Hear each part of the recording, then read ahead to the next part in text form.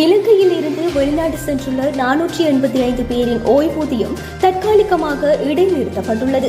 இந்த ஆண்டுக்கான செல்லுபடியாகும் உயிர்வாழ் சான்றிதழை வழங்காத காரணத்தால் இந்த நடவடிக்கை எடுக்கப்பட்டுள்ளது.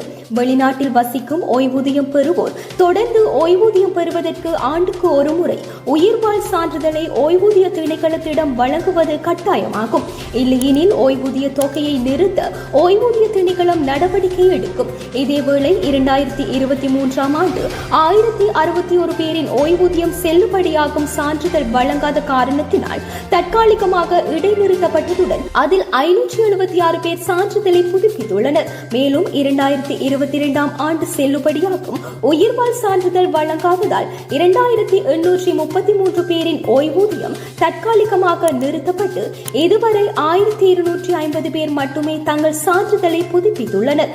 எவ்வாறாயினும் செல்லுபடியாகும் சான்றிதழ்கள் வழங்கப்படாமையால் அவர்களின் ஓய்வூதியம் தற்காலிகமாக இடைநிறுத்தப்பட்டுள்ளது. அதனை மீண்டும் செயல்படுத்துவதற்கு ஓய்வூதியம் பெறுவோர் உரிய சான்றிதழ்களை தூதரகத்துக்கு தனிப்பட்ட முறையில் வழங்க வேண்டும் எனவும் திணைக்களம் கூறுகின்றது.